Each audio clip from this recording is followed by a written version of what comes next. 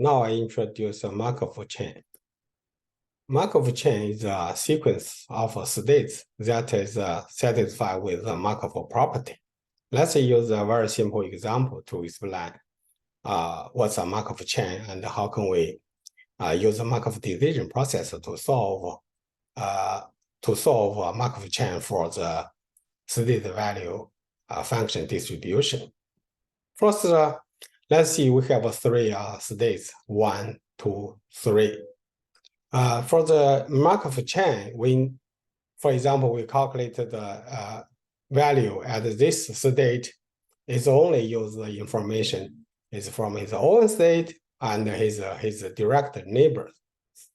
Right now, just the 1, because 1 is not no connection at all to the state 3.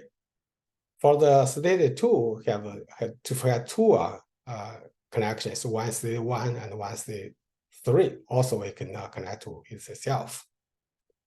Okay, based on this Markov chain information, we assume discount rate is 0.9. So we for this state 1, we take action, we receive this incident reward and have 0.5 chance back to itself and 0.5 probability move from state 1 to state 2. So we got this linear equation.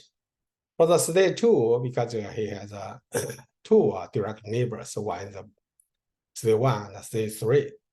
So take action at state 2, we got the instant reward 10, and we have a chance 0.5 back to his own state, and 0.2 probability move from state 2 to state 1, and 0.7 probability move from state 2 to state 3.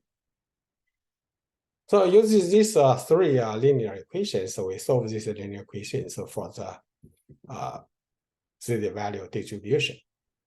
Because here we state value distribution here are unknown. We need to solve these three linear equations to get this result. From this state value distribution, and we can see which state is more important compared to others. Let's back to a reinforcement learning problem. Let's say we have a state, current state as here. Agent take the action under policy pi, and then environment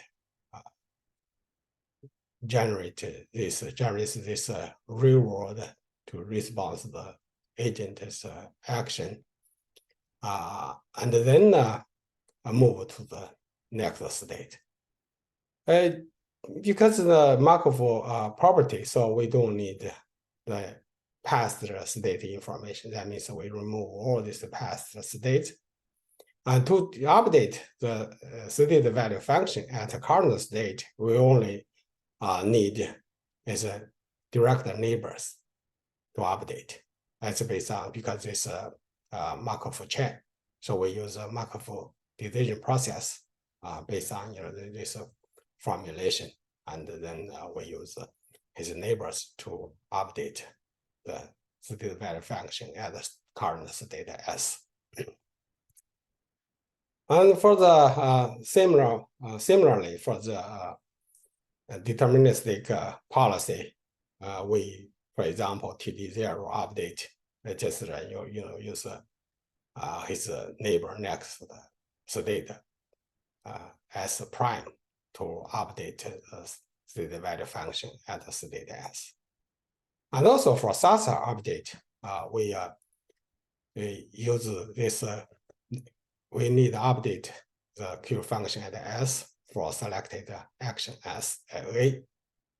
And then we use his nearest neighbor S next state S prime, use this Q value at state S prime and A prime, and we update the Q value at the current state. So follow this is following you for, we arrange the state distribution as a Markov chain. So we can use the Markov decision process to solve the problem. For the further information, please check with this reference on your